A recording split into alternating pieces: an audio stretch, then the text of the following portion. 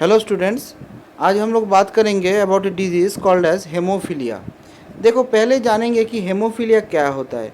Haemophilia is actually a disease where the blood clotting does not occur immediately after a minor injury. तो कोई भी अगर minor injury होता है तो तुरंत ब्लड क्लॉटिंग नहीं होता, जिसे हम लोग बोल सकते हैं कि डिले होता है इन ब्लड क्लॉटिंग। ठीक है, तो ये जो डिले होता है ब्लड क्लॉटिंग में, दिस में be become fatal in extreme cases. क्या हो सकता है कि ये डिले इतना डिले हो सकता है कि जिसके कारण से डेथ भी हो सकता है हेमोफिलिक पेशेंट का। तो ये हेमोफीलिया जो है ये भी एक जेनेटिक प्रॉब्लम ही है। This is also an type of Mendelian disorder. ठीक है, ये भी मेंडेलियन डिसऑर्डर ही है, लेकिन देयर इज़ ए डिफरेंस। क्या होता है कि this is an actually a type of sex linked recessive disorder. देखो, मैंने लिख आई एम राइटिंग कि सेक्स लिंक्ड रिसेसिव, इसका अर्थ क्या होता है। See, sex linked recessive means the causative agent for this disease actually lies over the sex chromosome. Sex chromosome के ऊपर इसका पॉजिटिव एजेंट है। तो देखो, और ये क्या है, तो रेसेसिव कंडीशन में रहता है, रेसेसिव कंडीशन में रहता है इन हेट्रोजाइगस स्टेट।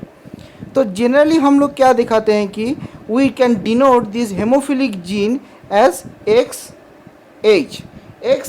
ठीक है, H denotes for recessive condition of the gene for haemophilia. तो ये हो गया तुम्हारा, this one is gene of haemophilia.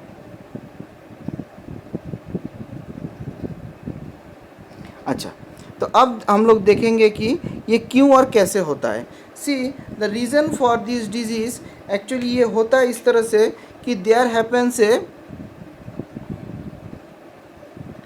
Defective allele. एक डिफेक्टिव एलील है, there is a defective allele. वो डिफेक्टिव एलील क्या करता है कि it in turn produces a defective protein. यहाँ पे एक ऐसा म्यूटेशन आ जाता है जो कि एक तुम्हारा एक डिफेक्टिव प्रोटीन को जन्म देता है। अब ये जो डिफेक्टिव प्रोटीन है ये कहाँ पे जाके अपना कैरेक्टर को मैनिफेस्टेशन करवाएगा या शो करवाएगा। तो देखो, ये शो करवाता है दो जगह में। एक को हम लोग बोलते हैं क्लॉटिंग फैक्टर नंबर 8 और एक को बोलते हैं clotting factor number 9।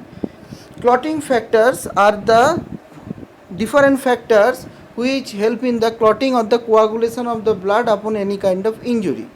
We have to remember that clotting factor number 8 जो है इसका एक्चुअली नाम है एंटी हेमोफिलिक फैक्टर।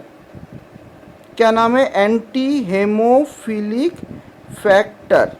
ठीक है, और क्लॉटिंग फैक्टर नंबर 9 इसका नाम होता है तुम्हारा क्रिसमस फैक्टर।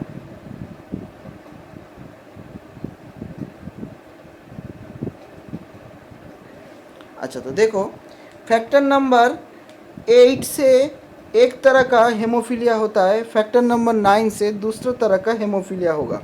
फैक्टर नंबर 8 से जो हेमोफीलिया होता है we call it as haemophilia A, haemophilia A. And factor number 9 से जो होगा उसको हम लोग डिनोट करते हैं हेमोफीलिया बी। ठीक है, तो दो तरह का हो गया है। जनरल केसेस में ए ही ज़्यादा मात्रा में देखा जाता है। अच्छा, see here in this case we have seen that X as is responsible for this disease. अब क्या होता है कि देखो, इन फीमेल्स, जब कोई फीमेल होगा तो फीमेल में हम लोग क्या जानते हैं कि female generally XX, this is the genetic genotype of the female.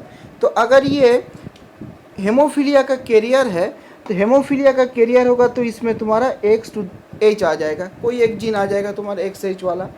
और अगर ये मेल है, suppose this is a male, then the genotype would look like this.